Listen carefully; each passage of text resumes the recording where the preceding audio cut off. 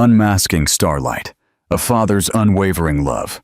Subscribe to our channel now. Like this video and comment below with your thoughts on this incredible story. The morning broke gray over London as David Miller knelt before his daughter, gently adjusting the padded headphones over her small ears. Luna, 5 years old, had the most expressive brown eyes he had ever known. Eyes that seemed to decipher invisible patterns in the world around her, as if she could see the secret mathematics that moved all things. "Today's going to be different, my love," he whispered, smoothing the girl's light brown hair. "Daddy needs to take you to work." Luna didn't respond with words. She rarely did on Tuesdays. It was as if her internal calendar knew certain dates called for silence. Instead, she held her constellation puzzle tighter, her small fingers tracing the familiar edges of the pieces. David watched his daughter for a moment, feeling that mix of overwhelming love and fear that had accompanied him since Sarah left. 3.5 years had passed since that terrible dawn, but the pain still throbbed like a poorly healed wound. The letter she had left, those cruel words about Luna having something wrong, had been incinerated, but they remained etched in his memory like an iron brand. Never, he thought, watching his daughter arrange the puzzle pieces in ascending order of size. Never will I let anyone make you believe you're not perfect in your own way.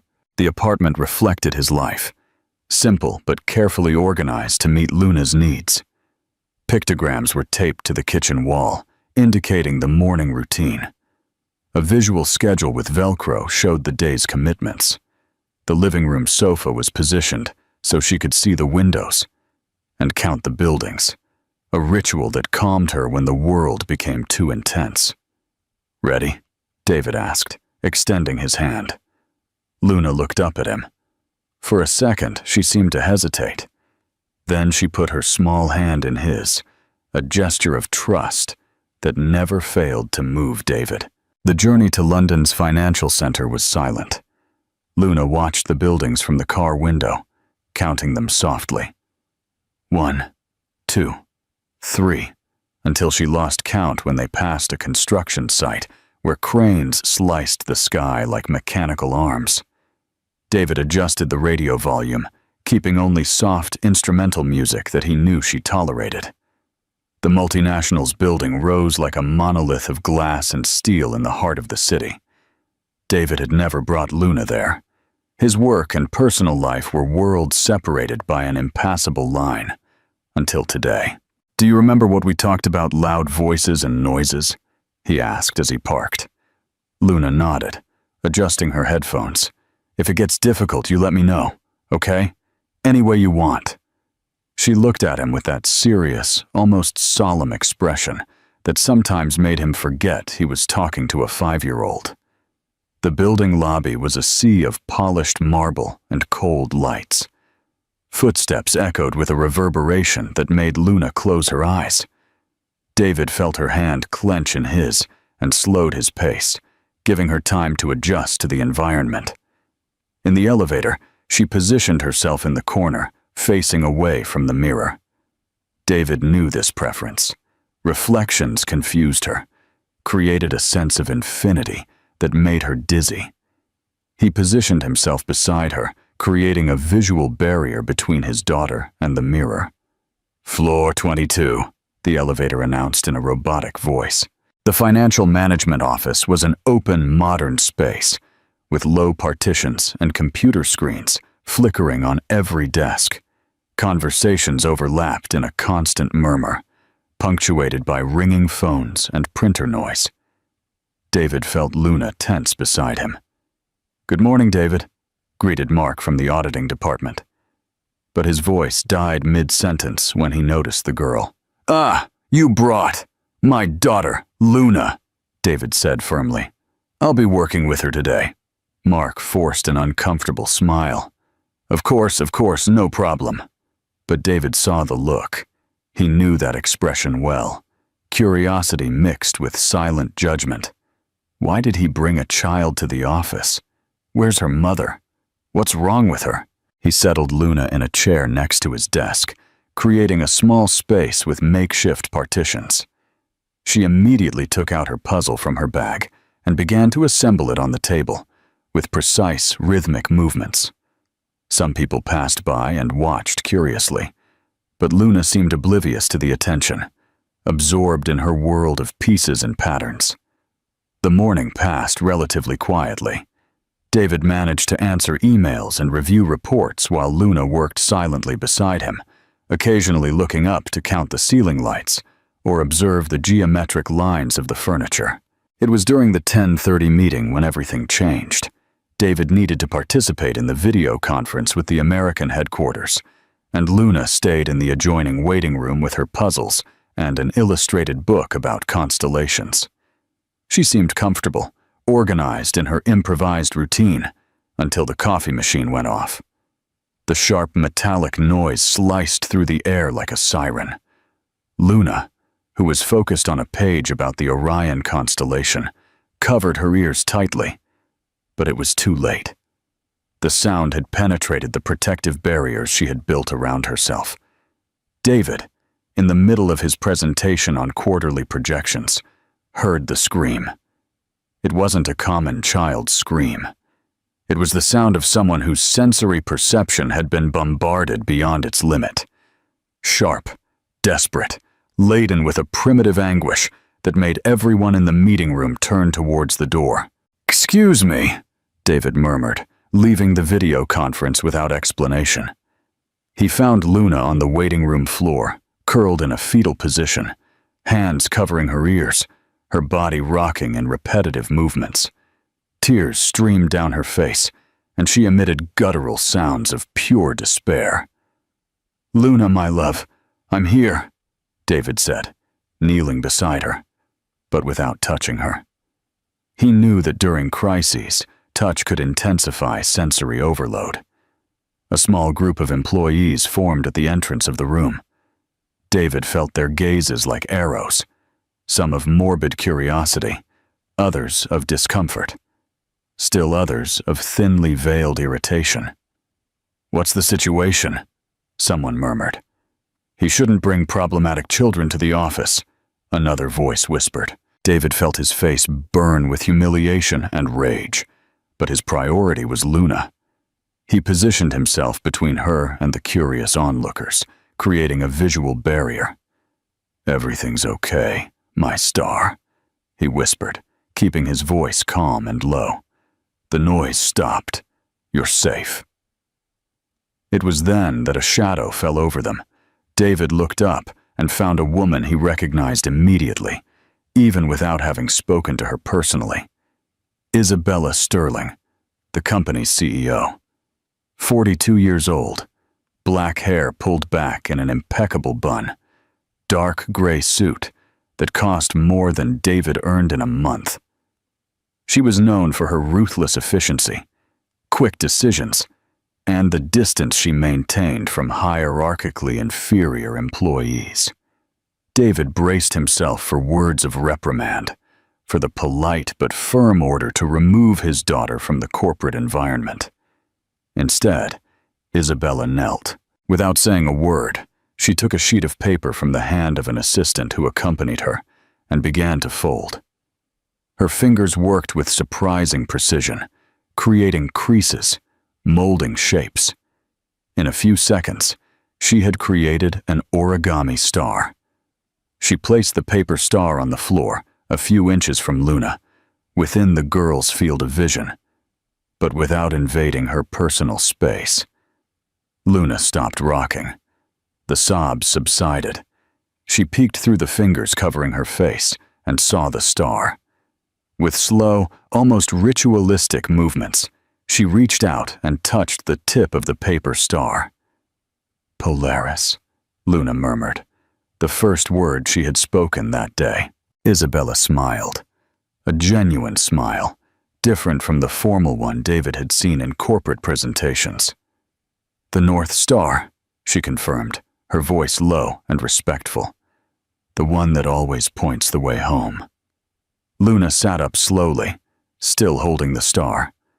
Her eyes met Isabella's, and for a moment, David had the impression of witnessing a silent communication between two people who recognized each other on a deeper level.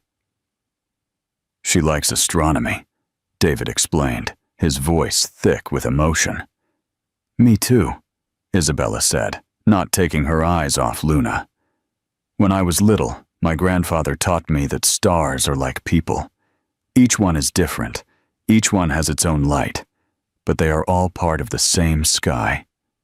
Luna held the paper star against her chest, and to David's surprise, she made direct eye contact with Isabella. Something rare, which she reserved only for people she fully trusted.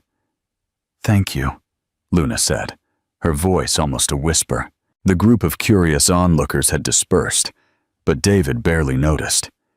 He was absorbed in the scene in front of him, his daughter, who struggled so much to trust new people, interacting naturally with one of the most powerful executives in the country. Isabella slowly stood up, smoothing her suit. "David," she said, and there was something different in her voice, less formal, more human.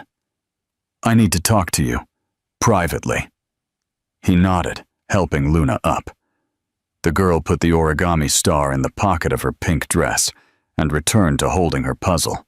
Isabella's office occupied an entire floor, with glass walls offering a panoramic view of the city. But Luna didn't seem impressed by the luxury. Instead, she went directly to the window and began to count the buildings in the distance. "Sit down," Isabella said, pointing to a leather armchair. "Coffee? Water?" "No need, thank you." David settled into the chair, tense. "Ms. Sterling, I can explain." "Isabella," she interrupted him, "and you don't need to explain anything. You need to listen to me." She sat behind the desk, but her posture was not that of an intimidating executive. It was that of someone who had seen something important and wanted to talk about it. "I have 39 direct employees in this company," she began. "I know each one's productivity. I know who comes in late, who leaves early, who submits imperfect reports. You, David, are different. Your numbers are impeccable, your reports irreproachable, and now I understand why." David frowned, confused. "You developed a sense of organization, attention to detail, anticipation of problems that few executives manage to achieve," Isabella continued. "And this is no coincidence. It's because you live with someone who needs structure, predictability, constant care." She looked at Luna, who had sat on the floor near the window, assembling her puzzles again. "She taught you to be a better professional." David felt a lump in his throat. For years, he had rigidly separated his professional life from his personal life, convinced that Luna was a responsibility that could harm his career. He had never considered that she could be an advantage. "How old is she?" Isabella asked. 5. "And the diagnosis?" "Autism. Diagnosed at 2 years old." Isabella nodded, as if expecting that answer. "And her mother?" David hesitated. It was a question that hit him like a punch to the stomach every time someone asked it. "She died when Luna was 7 months old," he said, his voice low. "Postpartum depression. Suicide." Isabella closed her eyes for a moment, as if absorbing the information. When she opened them again, there was a new depth in her gaze. "Are you raising her alone?" "Yes." "And that's why you work so much from home? That's why your schedules are rigorously organized? That's why you never accept after-hours events or long trips?" "Yes." Isabella stood up and went to the window, standing next to Luna. The girl looked up at her and smiled slightly. "David," Isabella said without turning, "I want to make you a proposal." He waited, his heart beating faster. "Bring her whenever you need to.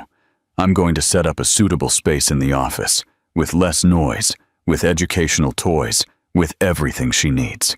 And I want to promote you to coordinator of the strategic division." David was speechless. "Ms. Sterling, Isabella, I cannot accept this out of pity."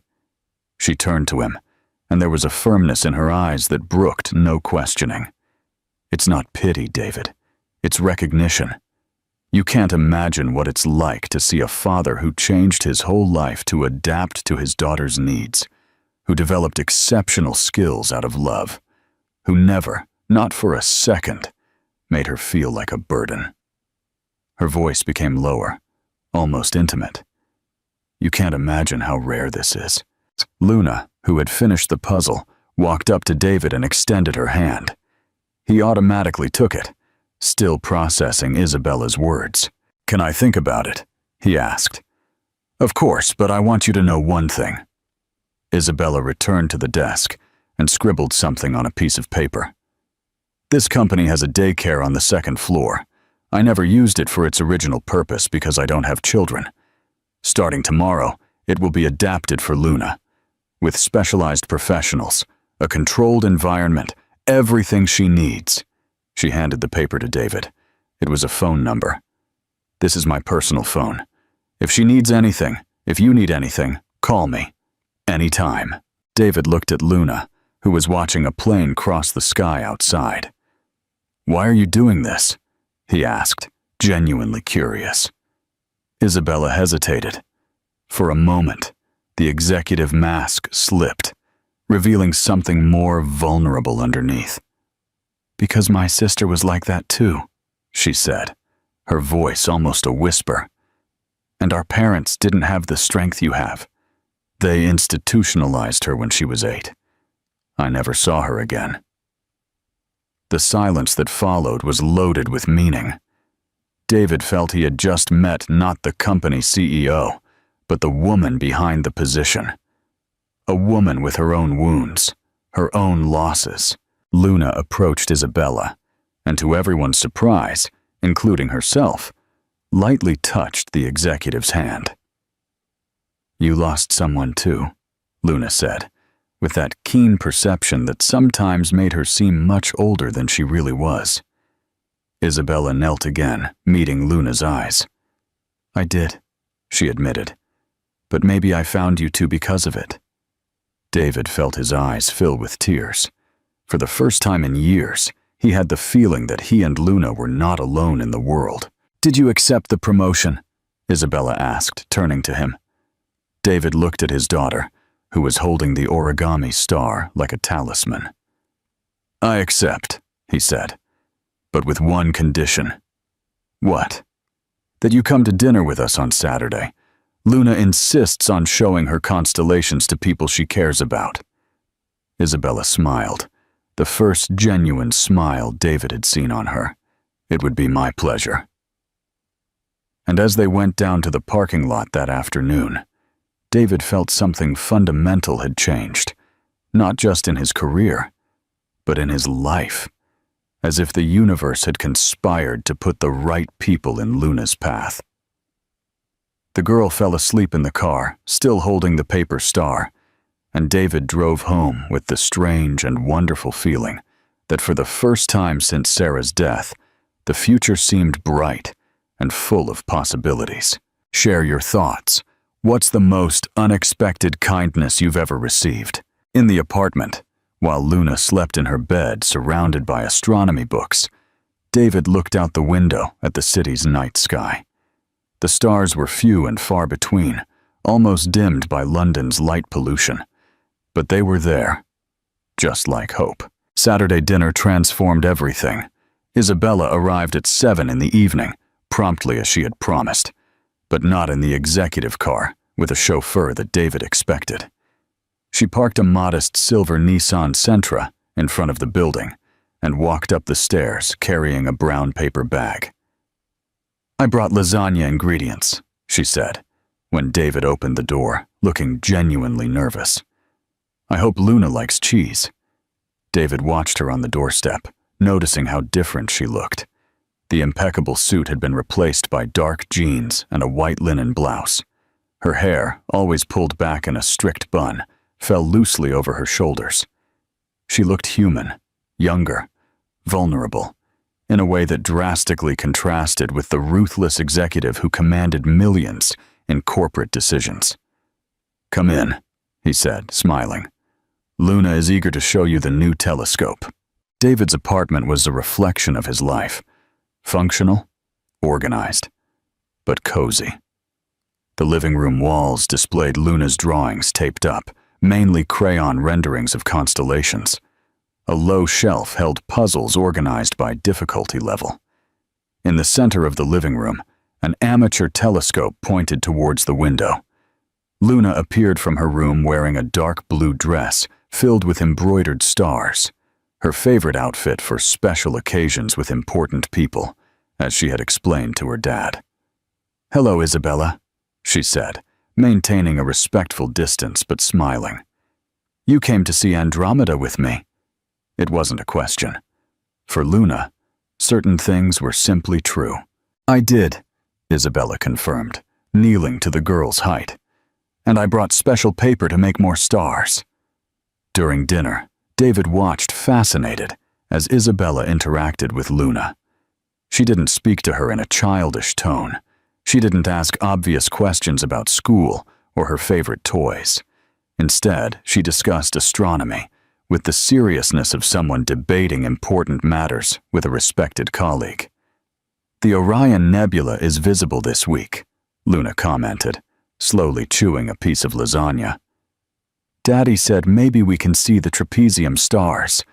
"The trapezium is special," Isabella agreed. "They are very young stars, still being born, like you, in a way." Luna stopped chewing and fixed her eyes on Isabella with that peculiar intensity that sometimes made David forget he was talking to a child. "People aren't born like stars," she said seriously. "People are already born ready. They just grow." "You're right," Isabella admitted. "That was a silly comparison on my part." "It wasn't silly," Luna shook her head. "It was just imprecise. But I understood what you meant, that the trapezium stars are special because they are different from the others, like me." David felt his chest tighten. Luna rarely verbalized her awareness of being different. Hearing it said so naturally moved and worried him at the same time. "Exactly like you," Isabella confirmed, and there was a genuine tenderness in her voice. After dinner, they went to the balcony. The London sky wasn't ideal for astronomical observation, but David had found some light spots enough to feed Luna's curiosity. She adjusted the telescope with precise movements, already familiar with the equipment. "Jupiter is there," she said, pointing. "Do you want to see the moons, Isabella?" Isabella positioned herself behind the telescope, and David saw her hold her breath. Through the lens, the distant points of light took on shape, depth, reality. "It's incredible," she murmured. "I've never seen it so close." "Io, Europa, Ganymede, and Callisto," Luna enumerated proudly. "The four biggest ones. Galileo discovered them first." "How do you know all this?" "Luna has an exceptional memory for topics that interest her," David explained. "I've seen astronomy books that would be difficult even for teenagers." "My brain works differently," Luna said, without a hint of self-pity. "It's like some drawers are more open than others. The star drawer is very big." Isabella smiled, and David noticed there was some melancholy in her expression. "My sister also had special drawers," she said softly. "Hers was music. She could hear an entire symphony in her head, compose incredible melodies, but our parents thought that was problematic." Luna approached Isabella and surprisingly touched her hand. "Did she make music without instruments?" she asked. "Yes, she would hum melodies that never existed, tap complex rhythms on the dinner table." "That's a superpower," Luna declared with conviction. "Normal people need instruments to make music. Your sister didn't need them." Isabella was silent for a long moment, her eyes glistening with contained tears. "Yes," she finally said. "It was a superpower, and I had never thought of it that way." That night, after Isabella left, David tucked Luna into bed and sat on the edge of the bed while she flipped through a book about black holes. "I liked Isabella," Luna said, not taking her eyes off the book. "She doesn't pretend she understands when she doesn't understand, and she doesn't pretend she doesn't understand when she does." David smiled. Luna had a unique way of evaluating people, based on criteria he sometimes took time to decipher. "I liked her too," he admitted. "Will she come back?" "I think so." "Good." Luna closed the book and snuggled under the covers. "Daddy?" "Yes, my love." "Her sister didn't come back, did she? It was like Mommy." David felt the air leave his lungs. Luna rarely mentioned Sarah, and when she did, it was always direct, without preamble. "It wasn't exactly like Mommy," he said, choosing his words carefully. "But yes, she didn't come back." Luna sighed, as if that information confirmed something she already suspected. "That's why she understands. That's why she's not afraid of me." "No one should be afraid of you, Luna." "But they are," she said, pragmatic. "At school, some people are. It's because I do things differently, and they don't know how to react. But Isabella does know." David kissed his daughter's forehead, feeling a mix of pride and pain. At 5 years old, Luna had already developed a sharp social awareness of her condition. She understood people's reactions better than many adults. "Sleep well, my star." "Good night, Daddy."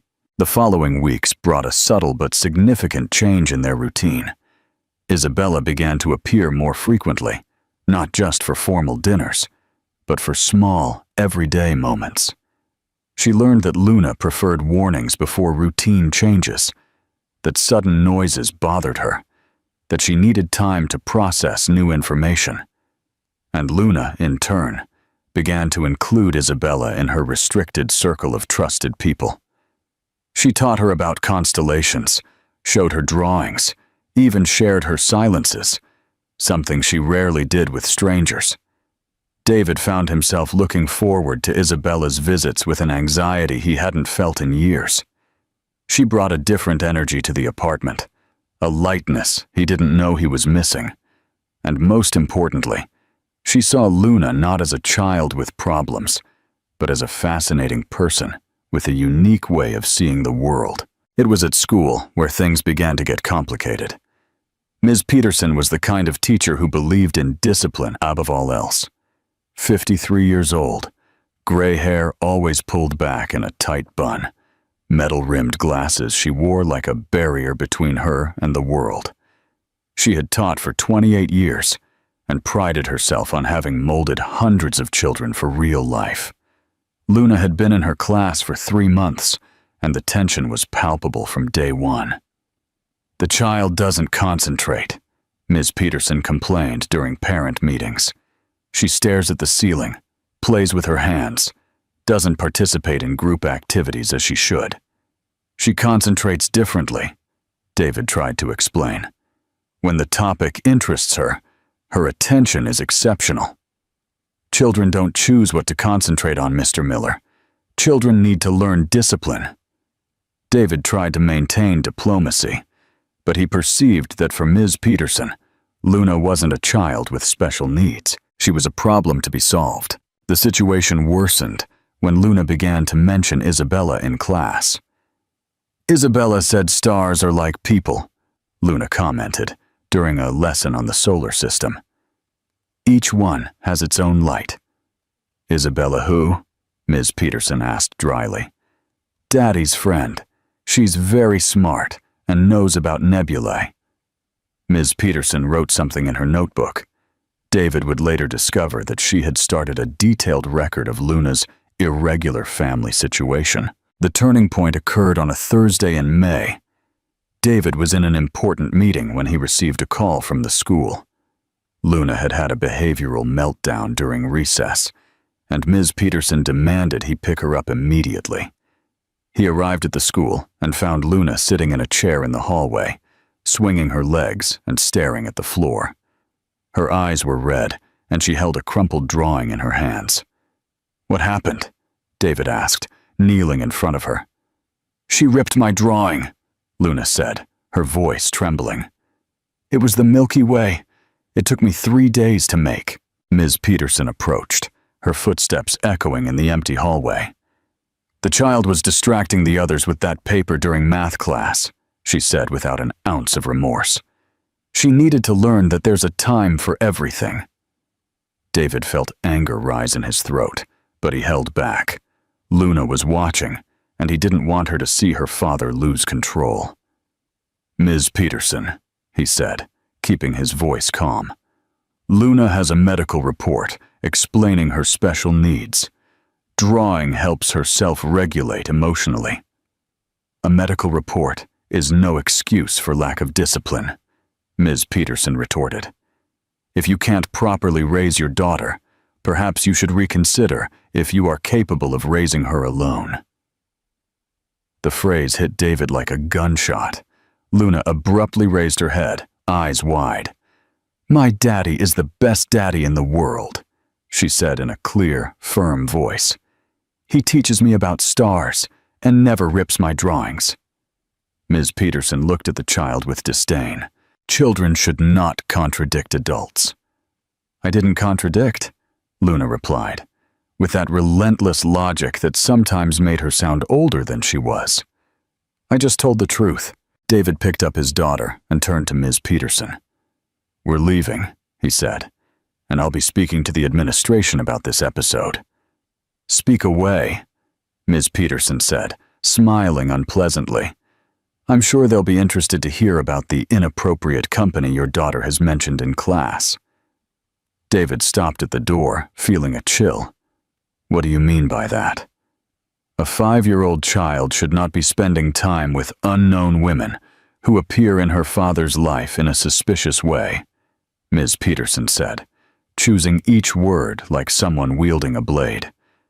"Especially a vulnerable child like Luna. What are you insinuating exactly?" "I'm not insinuating anything. I'm saying I have a duty to report situations that may compromise the well-being of children in my care." David felt the world sway beneath his feet. Ms. Peterson was threatening to report him, and he knew that in the system, an experienced teacher's word carried far more weight than a single father's. "Daddy," Luna whispered in his ear, "can I show the drawing to Isabella? She knows how to fix broken things." David looked at the crumpled paper in his daughter's hands, then at Ms. Peterson's cruel face. "Yes, my star," he said. "Isabella will know exactly what to do." That night, after tucking Luna into bed, David called Isabella. "I need to talk to you," he said without preamble. "It's about Luna." She arrived in 20 minutes, still wearing her work suit, but with her hair disheveled, as if she had rushed from a meeting. "What happened?" she asked, noticing the tension on his face. David told her everything. The torn drawing, Luna's humiliation, Ms. Peterson's veiled threats. Isabella listened in silence, but David could see the anger growing in her eyes. "This woman is using Luna to attack you," she said when he finished. "And she's doing it because she saw you're no longer alone, that you have support." "What do I do?" David asked, running his hands through his hair. "If she files a report with Child Services, it won't come to that," Isabella said in a hard voice. "I'll handle it." "Isabella, you can't just—" "David," she interrupted him, taking his hands. "Trust me." He looked into her eyes and saw something that both calmed and frightened him. Absolute determination. Isabella Sterling wasn't just a powerful executive. She was a woman who had lost someone important by not fighting hard enough, and she wasn't going to let that happen again. "Okay," he said. "I trust you." She kissed his forehead, an intimate, protective gesture that made David realize something fundamental had changed between them. "Luna will be fine," she promised. "We'll take care of it." But neither David nor Isabella imagined that Ms. Peterson had already put her plan into action. That very night, she sent a detailed report to Child Services, describing David as a negligent father and Luna as a child at risk. The report was a masterpiece of manipulation. It mentioned violent meltdowns at school, aggressive behavior with classmates, exposure to inappropriate adult situations, and lack of adequate parental supervision. Every word was a carefully constructed lie. But on paper, with the official school seal and the signature of an experienced teacher, it seemed absolutely convincing. The official investigation would begin the following Monday, and David had no idea he was just 72 hours away from losing the only thing that truly mattered in his life. Share your thoughts. How far would you go to protect your child? Like and comment. Monday arrived like a materialized nightmare. David was finishing preparing breakfast when the doorbell rang. 3 short, serious, official knocks. Luna, who was in the living room organizing her astronomy books alphabetically, a morning ritual that calmed her, looked up curiously. "Daddy, there are different people at the door," she said, with that keen perception that always made her notice details that others missed. David looked through the peephole and felt his stomach clench. 2 women and a man, all carrying folders and Child Services IDs. Their faces were grave, professional, the kind that didn't bring good news. "Luna, my love," he said, his voice controlled despite the internal panic. "Go to your room and play for a bit while Daddy talks to these people, okay?" Luna studied him with those piercing eyes that seemed to read far more than should be possible for a 5-year-old. "They came because of me," she said, not as a question. It was a statement. David knelt in front of his daughter, his hands trembling slightly. "It wasn't anything you did, Luna. It's never anything you did. You are perfect." "I know," she said, with the devastating simplicity of truth. "But sometimes people don't know." She picked up her teddy bear, a rarity, as she generally preferred objects with stiffer textures, and walked towards her room. Before closing the door, she turned to her father. "Daddy, remember you taught me that when stars hide behind clouds, they don't disappear? They're just waiting for the sky to clear." David felt his chest tighten with an emotion he couldn't name. "I remember, my star. Then don't be sad. The stars always come back." The door closed with a soft click, and David took a deep breath before opening the front door. The group leader introduced herself as Dr. Maria Green, a social worker with 20 years of experience. Her eyes were kind, but there was a professional determination that made it clear she took her job very seriously.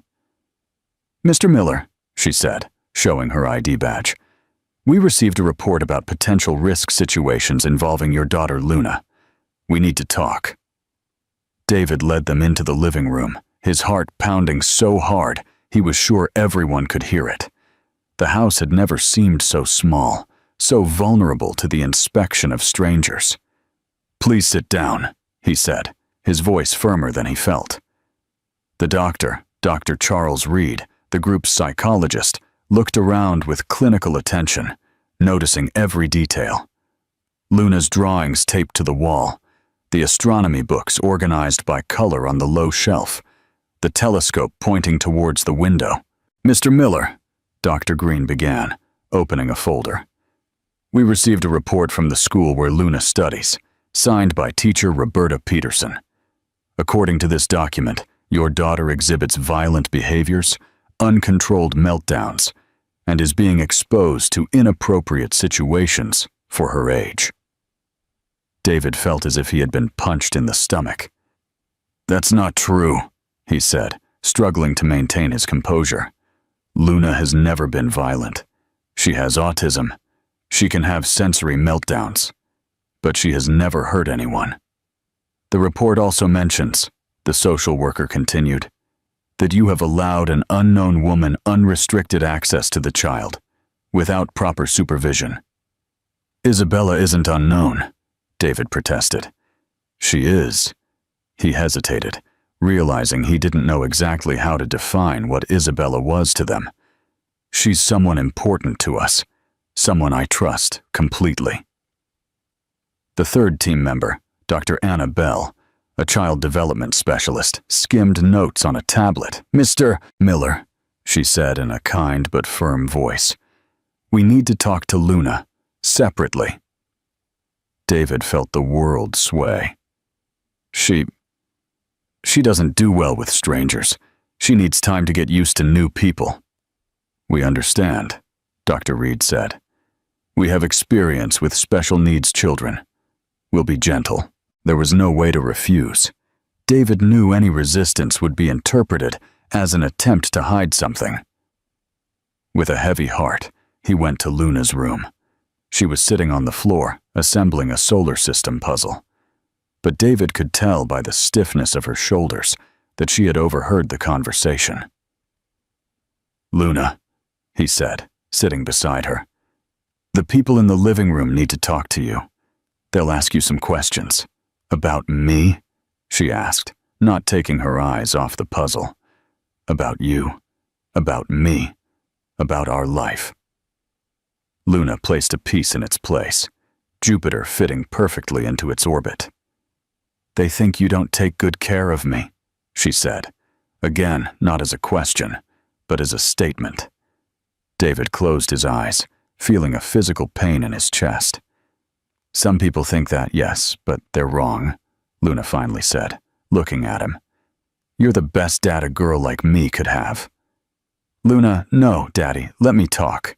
And she stood up with that seriousness that sometimes made her seem like a miniature adult. "You learned my language. You don't try to make me like other kids. You teach me about stars, and you never get mad when I need silence. Those people don't know that, so I'm going to tell them." David hugged her, trying not to cry. "I love you more than all the stars in the universe," he whispered. "I love you too, Daddy. And the stars are infinite." The conversation with Luna lasted 2 hours. David was forced to wait in the kitchen, listening to fragments of the interview through the half-open door. His daughter answered every question with that brutal honesty that was one of her most striking characteristics. "My daddy never yells at me," she said at one point, "even if I break things accidentally or when I need to cry very loudly." "And how does he react when you get sad?" one of the voices asked. "He sits near me and waits. Sometimes he sings softly. Sometimes he stays silent. He knows I need different things at different times." David heard his heart break and mend at the same time. "Luna," another voice said more sternly, "Teacher Peterson said you sometimes get violent at school." There was a long pause. David held his breath. "Teacher Peterson doesn't like me," Luna finally said. "She thinks I should be like the other kids, but I'm not. And when she tries to make me like them, I get very sad, and sometimes I need to cry." "Crying isn't being violent, Luna, I know. But she says it is. She rips my drawings. And she says it's so I learn discipline. But I don't learn discipline that way. I just get sadder." David clenched his fists, fighting the urge to burst into the room and protect his daughter from this interrogation. "And the woman your father mentions, Isabella?" "Ah, Isabella." For the first time, there was a smile in Luna's voice. "She's special. She knows about stars, and she doesn't pretend to understand things she doesn't understand. And she lost a sister like me, so she knows what it's like to be different." "How do you know she lost a sister?" "Because she got sad in a specific way when she talked about it, and because she looks at me just like my daddy, as if I were a treasure, not a problem." David felt tears stream down his face. The interview ended, and the social workers left to deliberate. David sat beside Luna in the living room, both in silence. She had reassembled the puzzle, but he could tell she was tense. "Did I do something wrong?" she asked softly. "No, my love. You were perfect. You are always perfect." It was then that the phone rang. Isabella. David, how did it go? Her voice was tense, worried. I don't know yet, he whispered, so Luna wouldn't hear. They left to decide. They'll be back tomorrow with their conclusion. I'm coming over. Isabella, it's not necessary. I'm coming over. She arrived in 15 minutes, bringing an energy of determination that David didn't know he needed. Luna ran to her, a rare behavior, as she usually approached all people cautiously. Isabella, she said, throwing herself into the woman's arms. People think my daddy doesn't take good care of me. Isabella hugged her tightly, kissing the top of her head. People are sometimes wrong, little star, but the truth always comes out. How do you know? Because I'll make sure it does. That night, after tucking Luna into bed, David and Isabella sat on the balcony. The sky was cloudy, hiding the stars Luna loved so much. What if I lose her? David asked, his voice choked. You won't lose her. You can't guarantee that. Isabella turned to him, and there was something in her eyes he couldn't decipher. David, I need to tell you something. About Ms. Peterson. What about her? I sent my lawyers to investigate. She's done this before, 3 times in the last 5 years, always with single fathers of special needs children, and always dismissed due to lack of evidence. David felt a chill. Are you saying she... I'm saying she uses her position to attack families she considers inappropriate. And this time, she chose the wrong family. The next morning, even before the social workers arrived, Luna made a discovery that would change everything. She was playing with the tablet David had lent her to draw when she discovered the video recording function. Curious, she began to explore the saved files and found something that made her eyes widen. Daddy, she called, her voice strange. There's something here they need to see. David and Isabella approached. On the tablet's small screen was a video accidentally recorded during one of the parent meetings at school. The camera had been left on, and it had captured a conversation between Ms. Peterson and another teacher in the hallway. Those special needs children just hinder the development of normal ones, the unmistakable voice of Ms. Peterson said. And those single fathers think the world has to adapt to their problematic children. But Luna isn't violent, the other teacher replied. She just has sensory meltdowns. It doesn't matter. I'll make a report so detailed that child services will have to act. That David Miller needs to learn that he can't just show up with different women in his daughter's life. Are you sure that's right? I'm sure it's necessary. Children like that should be in specialized institutions, not mixed with normal children. The video continued for a few more minutes, with Ms. Peterson detailing her plan to fabricate evidence against David. Isabella took the tablet with trembling hands. Luna, she said in a controlled voice, where did you find this? It was in the old files folder, Luna replied innocently. Why is Teacher Peterson lying about us? David knelt in front of his daughter, trying to process what he had just seen. Sometimes, he said, choosing his words carefully. Adult people do wrong things because they're afraid of what they don't understand. But lying is bad, Luna said, with that relentless logic. Teacher always says lying is bad. It is bad, yes, Isabella confirmed. And now everyone will know the truth. When the social workers arrived an hour later, they were greeted by David, Isabella, Luna, and a lawyer Isabella had called in the early hours of the morning. Mr. James Ford, a family law specialist, had arrived with a folder full of documents and the tablet containing the incriminating recording. Before you present your conclusions, he said formally, we would like to share some relevant information we discovered. Dr. Green frowned. What kind of information? Evidence that the report that initiated this investigation contains deliberate falsehoods. The video was played. As Ms. Peterson's words echoed through the room, David saw the social worker's expressions change from skepticism to astonishment, then to indignation. "This is," Dr. Reed began, "fabrication of evidence and an attempt at unfounded family separation," the lawyer completed, "based on prejudices against people with disabilities and non-traditional family structures." Luna, who was sitting next to David, raised her hand as if in school. "Can I speak?" she asked politely. Dr. Green nodded, still processing what she had just heard. "I recorded this video by accident," Luna said, "but I think the universe was helping me. Sometimes things happen at just the right time, like when the stars align." She stood up and walked over to Dr. Green. "You seem like a good person," she said, "with that peculiar seriousness. You protect children who need protection, right?" "Yes, Luna." "Then you understand that I don't need protection from my daddy. I need protection from people like Teacher Peterson." Dr. Green knelt to Luna's height. "I understand perfectly," she said, her voice soft. "And I want you to know that people like me exist to protect special children like you from people who don't understand how important they are." Luna smiled, one of those rare, luminous smiles that completely transformed her face.